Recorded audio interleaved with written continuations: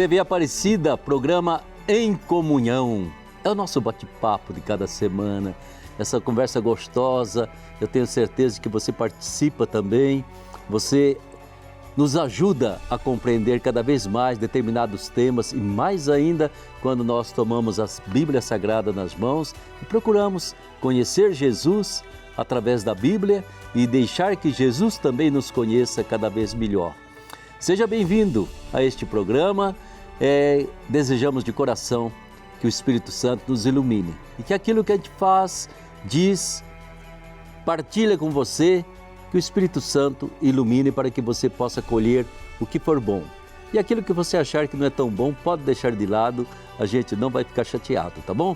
E mais uma vez eu conto com meus queridos colegas aqui dessa mesa redonda, deste Em Comunhão, e saúdo de todo o coração o nosso querido Padre Vidigal. Bem-vindo mais uma vez, Padre Vidigal, ao nosso Em Comunhão. Ele vai participar conosco com a sabedoria imensa que tem. A gente chama o Padre Vidigal de exegeta, né? Eu, quando ouço essa palavra exegeta, Padre Vidigal, eu já imagino aquele que é capaz de esmiuçar cada palavrinha da Bíblia e trazer uma mensagem através dela, né? Até porque você tem esse grande dom de poder ler a Bíblia no seu original, que nós não temos, né? E mais uma vez o professor Denis Duarte, que ele é especialista em Bíblia, cientista da religião, professor, pesquisador, escritor. Bem-vindo, Denis. Obrigado mais uma vez pelo convite, Padre. É sempre bom estar aqui, especialmente nesse mês de setembro em que estamos refletindo aí sobre a Carta aos Gálatas. Exatamente. E a gente espera que você, neste mês de setembro, mantenha a sua Bíblia aberta, viu? Mantenha essa Bíblia realmente como um sinal de Deus dentro aí da sua comunidade, da sua casa, né? Eu gostaria tanto que nós tivéssemos a Bíblia assim, com tanta veneração e com tanto respeito, como nós temos as nossas imagens de Nossa Senhora Aparecida, nossos crucifixos, né? Que são símbolos importantes para nós, mas nada se iguala a esta Bíblia Sagrada, porque quem conhece a Bíblia, conhece Jesus. Quem desconhece a Bíblia, desconhece Jesus. E aí começa a inventar certas figuras de Jesus que nunca existiram, uma deturpação de Jesus de Nazaré, nosso Salvador, Filho de Deus, aquele que acompanha a nossa vida, a nossa história, minuto a minuto, instante a instante, até o final dos tempos, como Ele prometeu para nós. Gente, nós estamos conversando sobre a Carta aos Gálatas. Essa carta é tão importante para nós. Eu dizia para o Padre Vidigal e para o Denis, né? Poderia muito bem ser sim, Carta de São Paulo aos brasileiros. Ou, digamos assim, a Galácia está no Brasil, porque nós cristãos vivemos situações assim bem próximas daquilo que era a situação das comunidades da Galácia quando São Paulo escreveu essa carta para eles. Só espero que São Paulo não fique assim tão indignado conosco como ele ficou com esses Gálatas. Insensatos, dizia São Paulo. Vamos então prosear sobre a Carta aos Gálatas. E o primeiro aspecto que eu gostaria que o Padre Vidigal pudesse comentar é exatamente uma expressão que Paulo usa. Aliás, antes nós queremos chamar um versículo para iluminar esse nosso encontro, e esse versículo nos vem exatamente da Carta aos Gálatas, capítulo 6, versículos de 9 a 10. Ouçamos.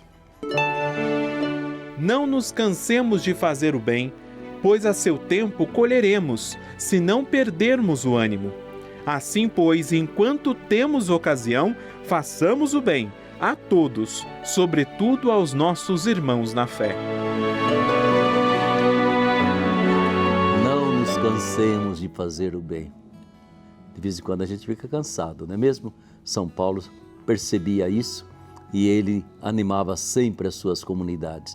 Mas eu creio que essa palavra de Paulo tem algo a ver com uma expressão muito forte que ele usa na Carta aos Gálatas. Eu gostaria que o Padre Vidigal pudesse comentar essas obras da carne e essas obras do Espírito, né?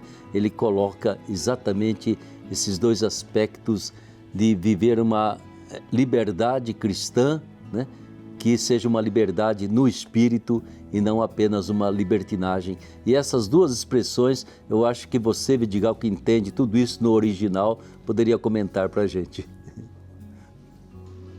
Em primeiro lugar, eu gostaria de lembrar esse versículo tão bonito: não nos cansemos de fazer o bem. Sim. E isso me faz lembrar uma frase que ninguém sabe o bem que faz quando faz o bem. Às vezes a gente pensa, bom, eu fui lá, aconteceu isso, mas só Deus sabe o que ficou no coração das pessoas, né? Sim.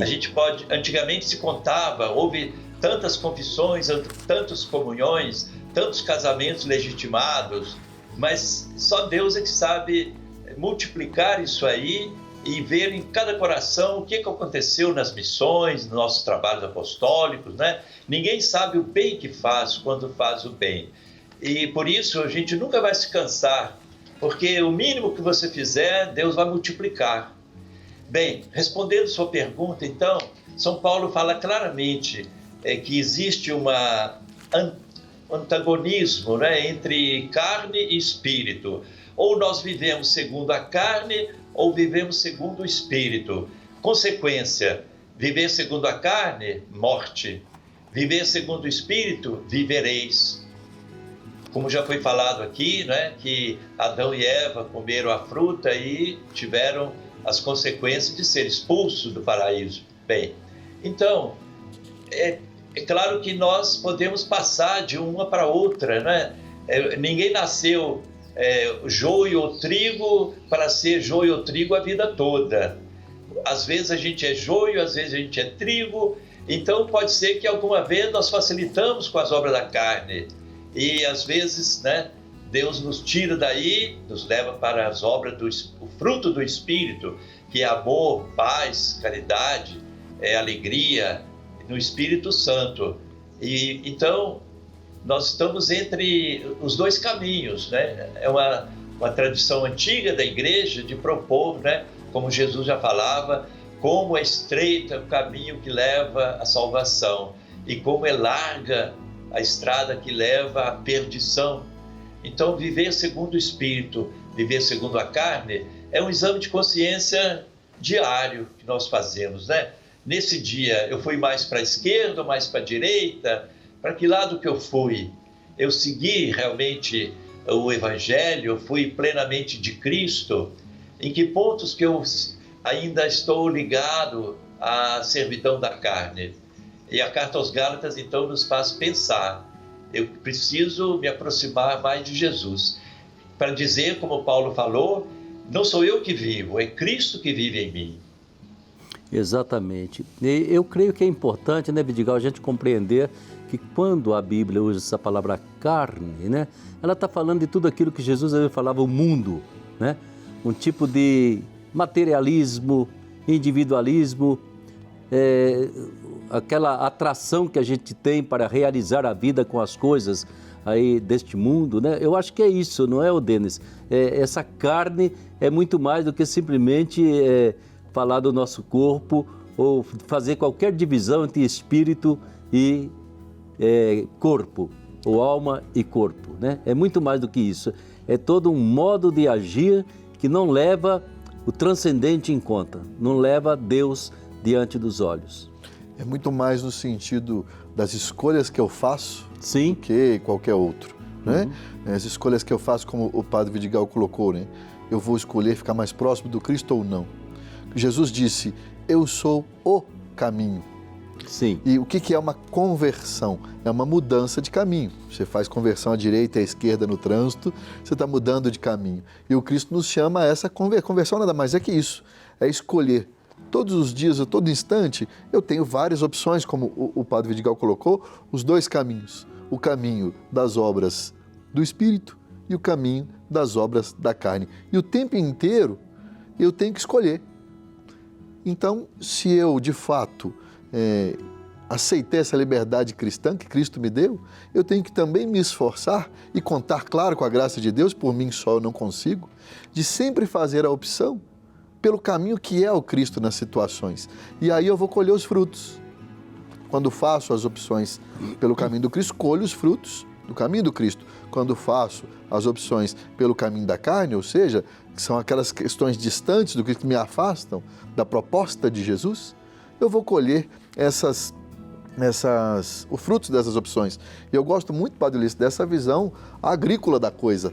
Né? Sim. Jesus era um homem de roça, né? Vivia no campo, com as pessoas do campo, e ele fala nessa linguagem o tempo todo, e Paulo retoma isso. Quando fala dos frutos do Espírito, dos frutos da carne, ele diz, não nos cansemos de fazer o bem, porque no tempo certo nós vamos colher. Porque às vezes também é isso, né? Às vezes eu estou sempre me esforçando e pedindo a Deus a graça de fazer as escolhas pelo Cristo, mas às vezes a pessoa pode desanimar porque não está vendo fruto naquilo. Exato. Mas no tempo certo, como diz Paulo, a gente colhe. Ou como o próprio Paulo nos disse, né? Uns plantam, eu vou dizer outros regam, e outros colhem, mas é Deus que faz crescer. E nisso a gente percebe então que toda essa linguagem de Paulo para nós nos coloca diante de atitudes, opções que nós fazemos, não é mesmo? Critérios que nós usamos para as nossas escolhas, as nossas decisões, né? E esses critérios, essas atitudes, elas podem brotar de uma conexão profunda com Deus, com Jesus, com o Espírito de Jesus, ou então com essa conexão com aquilo que é o nosso mundo, entende? Os interesses do mundo, que a gente sempre diz é o ter, o prazer, o sucesso, o poder, e a partir daí então a pessoa, ela absolutamente se encolhe, né? Ela passa a servir somente a carne e não mais ao Espírito, né? E aí a vida dela não se define mais em vista de uma vida maior, mas vai virando uma vidinha. E na medida que os anos vão passando, ela vai percebendo a frustração existencial que ela está construindo para si. Ah, porque eu comprei isso, eu tenho aquilo. Ah, porque eu consegui esse lugar, eu sou importante na sociedade. Mas lá no fundo da pessoa, a frustração, entende? Não estou realizado, né? E as coisas todas que eu tive, a própria idade vai fazendo com que elas murchem diante dos meus olhos, porque já não posso usufruir de tudo isso como eu gostaria. Mas se a vida, eu estou o tempo todo alimentando essa vida em busca de uma eternidade, aí a coisa se torna muito diferente. Acho que São Paulo, ele coloca uma liberdade cristã, mas é uma liberdade de amar, né? É uma liberdade, como você dizia, dentro de viver. E é um cuidado que a gente tem que ter, padre, quando a gente comenta, como estamos comentando, a gente entender o seguinte, existem essas escolhas nesses dois caminhos, certo? Mas isso não quer dizer que a minha vida tem que ser dividida. Às vezes as pessoas entendem errado esses dois caminhos. Entendem, por exemplo, uma divisão, eu sou da ideologia A, fulano é da B, eu sou da opção política A, fulano é da B, e aí divide. Não. Né? Eu sou da igreja A e fulano é da B, né? E aí, não. São Paulo explica muito bem nessa carta, como a gente está sempre dizendo, a questão da unidade, né? Uma coisa são as escolhas que eu tenho que fazer que favorecem o meu caminho junto ao Cristo. Sei. Outra coisa é dividir, e dividir não nos pertence, né? Porque o caminho do Cristo é o caminho do amor, é o caminho da caridade. São Paulo ensinou isso, o próprio São Paulo ensinou isso quando, no final do capítulo 12, finalzinho do capítulo 12, ele diz assim, na carta aos Coríntios, ele diz assim, eu passo a indicar a vocês um caminho, independe do dom que você tenha, independe das qualidades que você tenha, eu vou te indicar um caminho. É o caminho do amor. Então, tudo que nós temos, que nós somos, que nós fazemos, qual é o critério principal para sabermos se estamos ou não no caminho do Cristo? É a caridade, é o caminho do amor. Porque aí a gente não confunde as coisas. Uma coisa é sempre escolher o caminho do Cristo e outra coisa que não nos pertence é dividir a vida, dividir as pessoas, dividir as situações. Deixa eu perguntar então para o Padre Vidigal, quando nós colocamos, Padre Vidigal, entre essa questão carne e espírito, né? A gente poderia até dizer que poderia haver até uma idolatria da religião, né? Quando eu digo assim, eu, porque pertenço a essa determinada denominação, eu estou salvo. Os outros estão condenados, né? E talvez eu não faça esse discernimento. Eu estou servindo a carne ou estou servindo ao Espírito? Porque eu posso ser católico, posso ser dessa denominação e eu sirvo ao Espírito, né? É ao passo que eu sou católico e eu sirvo a carne. É possível pensar nesses termos daquilo que Jesus propôs como um caminho que vai muito além da divisão em religiões, em grupos, em denominações e pensar num ser humano que é todo de Deus, que mesmo sem pronunciar ou conhecer o nome de Jesus, é todo de Jesus, né? E o ser humano que arrota o nome de Jesus para todo lado, mas é todo da carne. Como é que você vê isso aí, Wilson? Olha, nós estamos estudando lá com os seminaristas os profetas. Sim. Então fica muito claro que Deus não separa as pessoas em judeus e gentios, como se dissesse, esse aqui é meu povo, aquele lá não é. Não, exatamente o Cristo, o julgamento de Deus, Jesus, será pela caridade. Você deu de comer, você deu de beber, você acolheu, você visitou, você fez o bem, então você é do meu lado. Porque a divisão estará entre os justos e os injustos, seja lá de onde for. E o próprio Paulo fala nessa carta, Deus não faz acepção de pessoas, fala no capítulo 2. Aliás, essa frase é de São Pedro também. Quando ele visitou a casa de Cornélio, que era um centurião romano, São Paulo falou, olha, estou vendo que o Espírito Santo desceu sobre vocês, mas vocês são pagãos. Então, é porque Deus não faz acepção de pessoas. Onde houver boa vontade, onde houver serviço, onde houver amor, Deus aí está. Exatamente. E isso nos coloca quase que numa contracultura a muita coisa que a gente assimilou, entende? Porque às vezes a gente se considera, digamos, eu já estou salvo, eu sou batizado, eu vou à igreja, eu tenho todas as marcas da graça e da presença de Deus, mas depende realmente, entende? Que valores eu abraço no meu modo de pensar, de falar, de agir ou não. É como se a gente estivesse vestido com uma roupa muito bonita, que eu chamo a veste do meu batismo, mas, meu Deus do céu, por dentro, e Jesus tem uma expressão que é meio dolorosa para os fariseus, né? Vocês são sepulcros caiados, vocês parecem super religiosos por fora, de acordo com a lei de Moisés, com as nossas sagradas tradições, mas por dentro vocês estão podres, vocês são ossos de mortos. Eu acho que isso aí é muito forte também para nós e deveria chamar a nossa atenção, né, Denis? O exterior e o interior da pessoa, né? Aquilo que eu sinto, aquilo que eu penso e aquilo que eu falo, aquilo que eu faço. Hoje eu acho que tem uma virtude do Espírito Santo que vai se tornando assim super provocadora para nós. A virtude da coerência. Sim. A virtude até onde eu busco coerência ou não. Sem dúvida. Jesus, quando chama os fariseus de hipócritas, né? O que era o hipócrita? Era um ator, né? Sim. Conhecendo ali da cultura grega, o ator grego era chamado de hipócrita porque o ator, de certo modo, né, ele vive uma mentira, porque ele vive um personagem no momento da peça. Por isso ele era considerado, na época, um hipócrita. Então Jesus, quando os chama de hipócritas, ele está dizendo isso, vocês estão vivendo um personagem. Fazendo teatrinho. São, na verdade, apresentam uma coisa, mas na verdade são outra. Né? Sim. E é isso que eu não gostaria que Jesus nos chamasse, né, de hipócritas, ou seja, é de fato a coerência. Se sou cristão, isso não quer dizer que eu não vá errar, mas quer dizer que eu estou tentando acertar. E não errar é exatamente pedir perdão. Exato. Porque eu não acerto sempre. Então, a minha humildade fala, nosso Senhor, pisei na bola, não dei conta, me perdoe que eu vou começar de novo. O próprio Paulo dizia que tinha um espinho na carne, né? É verdade. Que lutava contra alguma dificuldade. Que bom que ele não disse qual, porque isso cabe para todos nós. Cada um de nós tem seu espinho na carne, né, que nós lutamos, mas importa não que não caiamos, mas importa que a gente continue lutando, acreditando, né? Fazendo, como disse o Paulo, insista em fazer o bem, porque no tempo certo nós vamos colher, que foi o texto de abertura de Gálatas no programa de hoje. Exatamente. Não nos cansemos de fazer o bem. A seu tempo colheremos. Não é, Vidigal? Exatamente aquilo que Gálatas propõe. Não desista, não se canse de ser bom, né?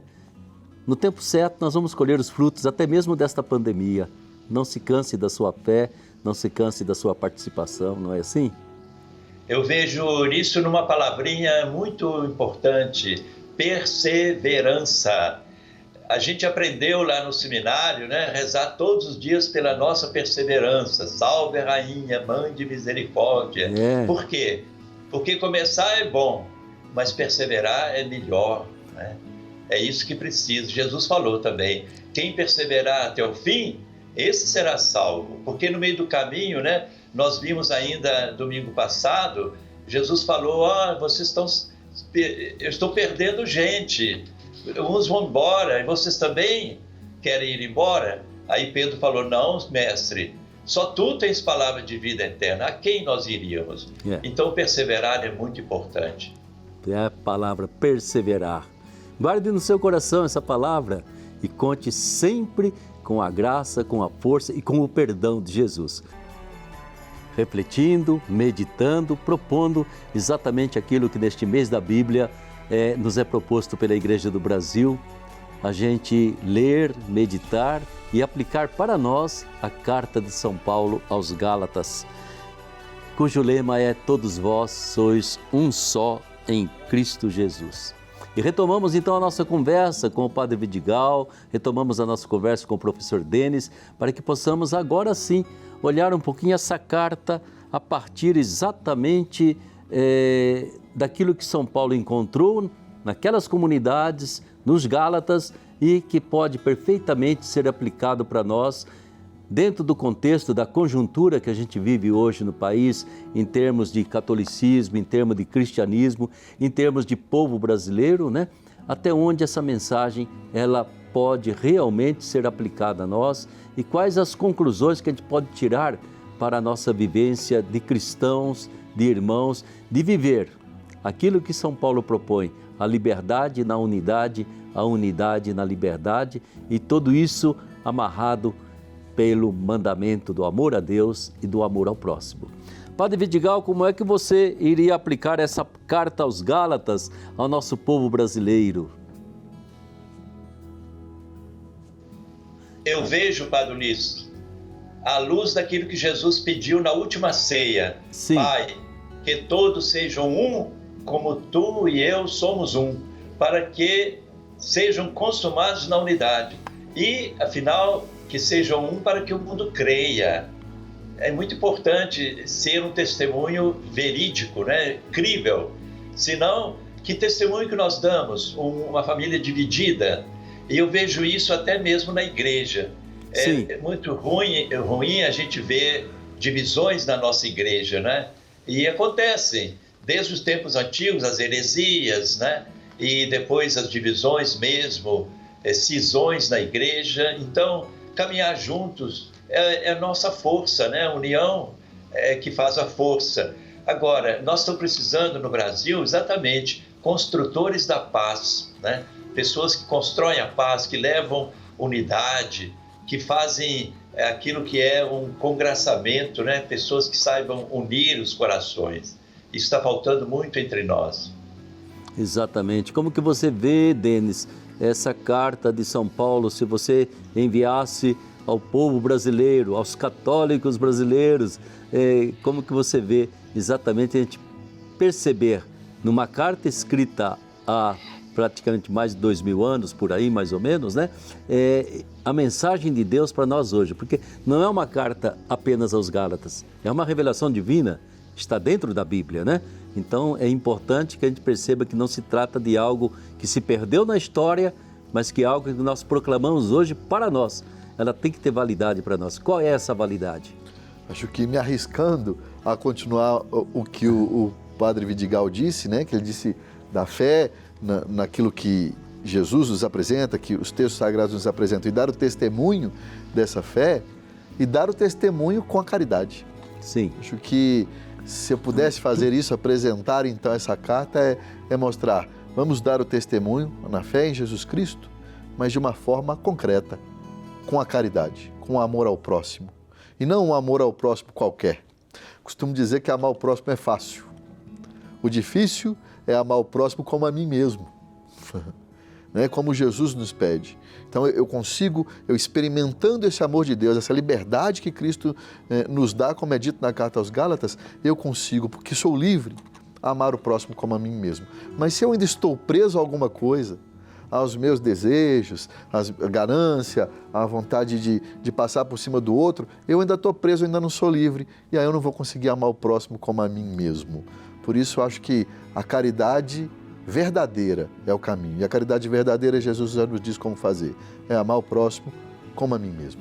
Às vezes, eu acho assim, tão difícil a gente compreender como nós estamos no século XXI, né? Superamos o século XX, que foi um século de muitas guerras, de praticamente genocídios dolorosos, 2 guerras mundiais e tantas outras que aconteceram. Entramos no século XXI com um sonho, não é mesmo? De que já tivéssemos experiência suficiente do negativo para começar a construir alguma forma de convivência em que nos uníssemos, né? E de repente a gente percebe esse triste partidarismo que hoje a gente chama de polarizações, né? E um partidarismo que vem não a partir de filósofos, né? Ou a partir de, digamos, de reflexões mais profundas, mas de redes sociais que provocam o nosso emocional, nos fazem tomar um partido estupidamente, né?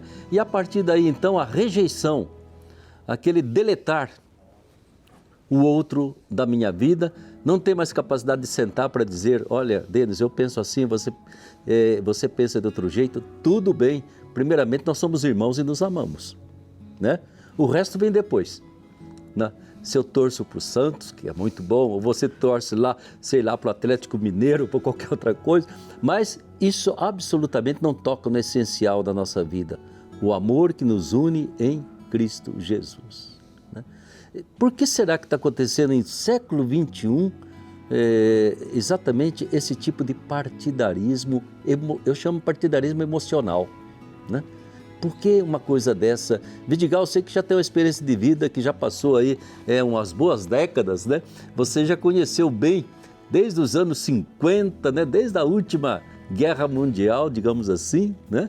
E passamos pelo Vaticano II, passamos por uma igreja que não aceitou a ditadura militar e lutou para conseguir a liberdade, né? Por que de novo vem essa nostalgia do negativo do passado? Por que vem de novo essa tristeza de partidarismo, de fanatismos, né? O medo que hoje a gente está tendo de que possa acontecer, por exemplo, no Afeganistão, né? Ou então dessas, digamos assim, descarte, como diz o Papa, né? Descarte. Povos inteiros que são descartados do direito de sobreviver. Nem de viver, de sobreviver. Olha o nosso querido povo haitiano sofrendo catástrofes, sofrendo miséria, pobreza. Como é que a gente no século XXI, ciência, tecnologia, coisas assim que nos encantam, desde um celular até um notebook, e de repente, humanamente, será que nós estamos com a marcha ré engatada na história? Ou é alguma coisa que a gente dizia assim, não ia acontecer isso mesmo? São muitas perguntas, né? É verdade. Pouca resposta. Mas eu acho que uma é crucial: individualismo. Sim. Eu acho que cresceu muito o que o Papa chama também de a negação do outro, né? Como você falou aí, as pessoas são descartáveis. E a indiferença, o indiferentismo, quer dizer, isso não é comigo. Lá na Europa, por exemplo, socorrer os pobres, isso é do governo, não é comigo. O governo tem dinheiro para isso, faça caridade lá. E nós estamos bebendo esse veneno, né? Quer dizer, muitas pessoas, quando chegam a um certo topo da vida, eles não pensam mais nos outros, né? Muito rico aí nunca visitou uma favela. Então nós temos 2 mundos separados. O Brasil é um país muito desigual, muito injusto. Eu estava vendo ontem quantas pessoas foram expulsas de casa porque não pagam aluguel. Então, simplesmente vai morar na rua. E a gente está vendo salários milionários de gente aí querendo dinheiro para se reeleger de novo. São 5 bilhões para eu me promover de novo deputado. Ora, isso é um escândalo. Onde é que está o amor de Cristo nos uniu, que a gente fala na missa, né? A gente reza toda a missa, unidade e paz. E isso não está longe de nós, porque cada um está pensando em si. E aqueles que pensam nos outros são poucos ainda. Exatamente, né? E às vezes dá uma tristeza muito grande de ver que a maioria se diz cristã, né? Mas há um cinismo social, digamos assim, né?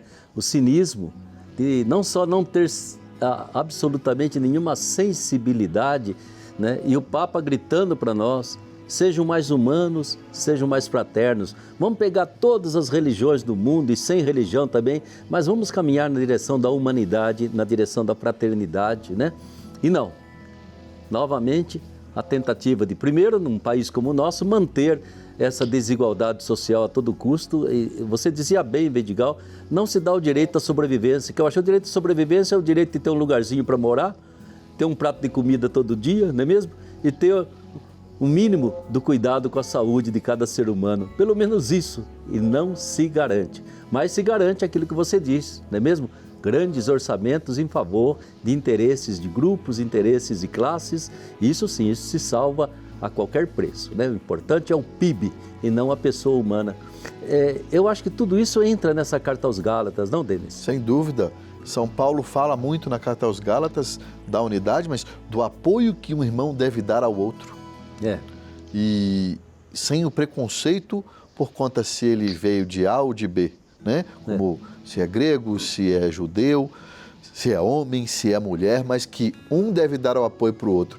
E São Paulo fundava comunidades. Ele não evangelizava e deixava cada um vivendo individualmente o cristianismo. Não, ele fundou comunidades. Essa carta é escrita para uma comunidade, não para uma pessoa. Assim como ele fez em tantos outros lugares. Então, nós precisamos repensar se nós estamos mesmo vivendo em comunidade. Essa carta nos chama a isso. Vivendo, a começar pela microcomunidade, que é a família. Como é que está a nossa relação comunitária na família? E depois vamos crescendo isso aí, das outras comunidades que nós somos membros. Comunidade paroquial, na comunidade social, no município, no estado, até chegar e pensarmos nas nações, em outros países. Todos somos irmãos, como nos diz São Paulo na carta aos Gálatas. Então, acho que é um chamado, essa carta, a repensarmos a nossa vivência em comunidade, em cuidarmos uns dos outros, sem dúvida nenhuma. Eu acho muito bonito, Denis, Vidigal, até vocês podem comentar, mas uma coisa belíssima em São Paulo. Ele era brigão, né? Brigava mesmo, né? São Paulo, aquilo que era convicção dele, ele defendia até o último, né? Ele bateu de frente com Pedro, com Tiago, entende? E chegou até aquele primeiro concílio de Jerusalém. Isso foi importante, né? Ele batia de frente contra esses cristãos judaizantes, né? E que realmente queriam destruir a obra dele. Mas tem uma coisa que me toca profundamente. Na hora em que ele soube que a igreja de Jerusalém, de onde vinham esses cristãos judaizantes, estava passando fome, estava tendo necessidade, o que é que ele faz? Ele vai esmolar, né? Ele vai pedir ajuda de todas as outras comunidades dos gentios, pagãos que ele tinha fundado. Vocês vão me ajudar a Igreja Mãe de Jerusalém. Eu acho isso fabuloso, né, Vidigal? Exatamente. Era uma outra linha de pensamento, era uma outra linha de prática cristã, mas eles se sentiam irmãos, né? Era uma família espalhada pelo mundo inteiro, mas unida pelo amor. Sim. E Jerusalém significava muito, porque é dali que nasceu tudo, né? De lá é que veio a fé, que a igreja se espalhou. Então era importante socorrer a igreja mãe. E isso, São Paulo falou, olha, vocês têm o privilégio de ajudar. As igrejas da Macedônia já estão nessa linha, já estão colaborando, e vocês têm agora a chance de fazer esse bem. Então, na carta aos Coríntios, na segunda, né, ele tem 2 capítulos sobre essa coleta para as igrejas de Jerusalém, que ele mesmo vai levar pessoalmente. É um ato de amor muito grande, porque ele poderia perfeitamente retaliar, né? Falando, vocês andaram atrapalhando a minha evangelização, agora se virem, né? Pelo contrário, ele provoca uma solidariedade muito bonita. Eu acho, Denis, que até certo ponto é um dos aspectos que me tocam nesta pandemia. A solidariedade de muita gente. Eu vi muita gente partilhando pouco ou muito, mas não deixando seu vizinho, alguém passar fome. Eu acho que isso veio no momento em que muitas vezes o próprio autoridade pública nem sempre dava conta do recado ou não queria dar conta do recado, né? E essa solidariedade, como que aconteceu em nossas paróquias, em tantos lugares, vamos fazer uma coleta, vamos ajudar quem necessita, né? Eu acho que é aí que está a beleza da nossa fé, não é mesmo? De tudo Deus tira um bem maior, né, Padre? É. Então acho que essa pandemia também traz esses aprendizados, essa retomada dessa vivência em comunidade, porque ela requer esse amor, ela requer essa solidariedade, ela requer essa caridade. E nós somos cristãos, como o Padre Vidigal colocou. Por isso que eu comecei a falar da família, nós somos uma família. Nós somos uma família porque nós somos irmãos uns dos outros, né? Nós temos o mesmo Pai. Então nós temos que, por isso que quando a gente pensa na nossa família, eu penso lá nos meus irmãos, na minha mãe, nos meus sobrinhos, a gente se desentende, nós somos uma família grande. Às vezes, numa conversa, numa situação, há algum desentendimento, mas nós nos amamos. Na hora da necessidade, está todo mundo junto. E é isso que nós precisamos realmente viver e fomentar na Igreja de Cristo, no mundo. Exato. Né? Viver essa experiência de família, de sermos irmãos uns dos outros. Às vezes a gente vai se desentender, às vezes a gente não vai concordar um com o outro, mas na necessidade nós estamos juntos porque nós nos amamos, porque o amor de Cristo venceu em nós. Exato, né? E hoje a gente percebe como esse amor, ele se manifesta, ele se concretiza no cuidado pela vida, né? Isso eu acho que é uma coisa muito importante, né? Amar é primeiramente cuidar da vida. A minha vida, a vida do meu próximo, a vida da minha família. Eu acho que isso é tão importante porque, de repente, a gente acordou com essa pandemia, com esse coronavírus, de que não é cuidar apenas do meu carro, da minha casa, da minha fazenda, é cuidar da vida. Amar é cuidar da vida. E nesse cuidado, eu acho que tomara que seja o grande presente de Deus para a nossa mentalidade, a nossa forma de pensar, né? A gente continuar cuidando da vida e perceber como que a vida é interconectada, não basta a minha. Se eu não cuidar da vida do outro, até a minha será prejudicada um dia. Padre, né? Santa Teresinha do Menino Jesus tem uma frase que diz que o mundo não pensa bastante na morte. E agora acho que nessa pandemia a gente pensou bastante na morte. E como? Né? Porque ela ficou muito próxima de nós, de muitos de nós que sofrem a ida de entes queridos, de amigos, e isso nos faz refletir que esta vida é breve, que não vale a pena realmente ficar juntando tesouros nessa terra, mas vale o amor ao próximo, porque isso nos faz juntar tesouros no céu. Eu vou dar um testemunho aqui muito breve, não estava no programa, tá? Não estava no combinado. Descobrimos recentemente, há alguns meses, que minha esposa está com câncer, está lutando contra o câncer. Sim. Está no tratamento, então nós temos 7 anos de casados, 2 filhos pequenos e nós todos os dias, nas nossas orações, nós agradecemos a Deus por essa enfermidade. Sim. Porque até hoje ela só trouxe coisa boa para nós. Que coisa. No sentido de que nós redescobrimos o nosso amor como casal, nossa relação com os nossos filhos, a nossa relação com as coisas, ou seja, adora-se a Deus, ama-se as pessoas e usam-se as coisas. A relação com os outros, com os vizinhos, com os amigos, um outro olhar sobre a vida, porque agora a gente passou a pensar bastante na morte, né? E quando a gente pensa na morte, a gente reflete isso na vida. E valoriza a vida. Então, o testemunho que a gente tem dado e vivido é justamente esse. Essa enfermidade que afeta a tantos também, pelo Brasil, como tantas outras, como o próprio Covid, infelizmente. Primeiro, temos esperança na fé em Jesus Cristo. Mas pensar na vida, como o senhor disse. A vida é muito mais do que questões materiais, do que poder, do que status. Não, a vida é o outro. E é um breve segundo, como nos diz Santa Teresinha. Por isso que tem que ser bem vivida. E pode ter certeza, entende? No momento que você partilha essa experiência, vai haver muita gente intercedendo pela sua esposa, né? Eu tenho certeza de que Deus vai lhe dar a graça de se refazer. Mas é tão bom a gente entender essa expressão que pode ser mal entendida, aproveitar a vida. É o dom maior que a gente tem. E como, né, Vidigal, Jesus dizia, eu vim para que vocês tenham vida e tenham vida em abundância, com gosto, com alegria, né? E cada segundinho da vida que Deus nos dá é um presente imenso que a gente recebe, né?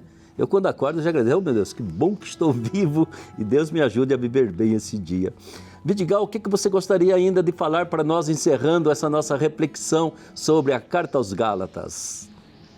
É o que nós aprendemos, Padre Ulisses, sobre a união, a unidade, a responsabilidade de tomar decisões, sabendo que cada decisão tem a sua consequência, e também aproximar-nos uns dos outros, né? Porque São Paulo falou nessa carta, carregai os fardos uns dos outros, o peso que o outro sente. Eu vou sentir, empatia significa isso, né? Sofrer com ele, com ela, e carregar esse peso, e ele acrescenta, assim cumprireis a lei de Cristo, cumprireis a lei. Então ajudar o próximo é cumprir a lei, e isso a gente aprende na Carta aos Gálatas. Isso, é muito importante. E você, Denis, o que você diria para nós, encerrando a sua Carta aos Gálatas do Brasil? De fato, a caridade cobre uma multidão de pecados, né? Verdade. Assim, que nós aprendemos. Mas não a caridade interesseira, né? Mas a caridade real, de entender que, como diz na carta de São João, Deus é amor. Deus é caridade, Deus é amor. E o amor de modo concreto, como está na Carta aos Gálatas, carregando o fardo do outro, sim, participando. Eu disse da saúde da minha esposa, nós temos experimentado isso todos os dias. De quantas pessoas vêm se apresentam diante, sim, de nós, falando assim, deixa a gente carregar um pouquinho com vocês. Nós temos usufruído disso. Como o senhor disse, as pessoas têm a caridade, têm a solidariedade no coração. É não ter medo de colocar isso para fora. Exatamente, né? Aí está então, a gente espera que você abra a sua Bíblia na Carta aos Gálatas, possa recordar um pouco do que nós conversamos aqui nesse encontro, nesse Em Comunhão, e nunca esqueça, nunca se canse de amar, não se canse de dialogar, nunca descarte ou rejeite ninguém porque pensa diferente de você, entende? Coloque o essencial na sua vida, que é viver e amar, amar e viver, não é mesmo? Tudo o resto que for diferença, que for até mesmo conflito, a gente coloca em segundo lugar. Primeiro eu quero viver, conviver e quero amar. Assim eu estou cumprindo o sonho de Jesus para nós, né? E nós não permitimos que alguma diferença venha nos dividir, muito menos esses detalhes da vida ou essas coisas tão assim passageiras que as gerações facilmente encobrem. O amor permanece por toda a eternidade e Deus quer nos dar vida eterna para que possamos conviver no seu reino todos juntos. Vamos começar aqui, tá bom? Muito obrigado pela sua presença, muito obrigado pela sua participação. Semana que vem vamos estar juntos novamente. Fique aí com a bênção de Nossa Senhora Aparecida, que ela proteja com o seu manto você, sua comunidade e sua família.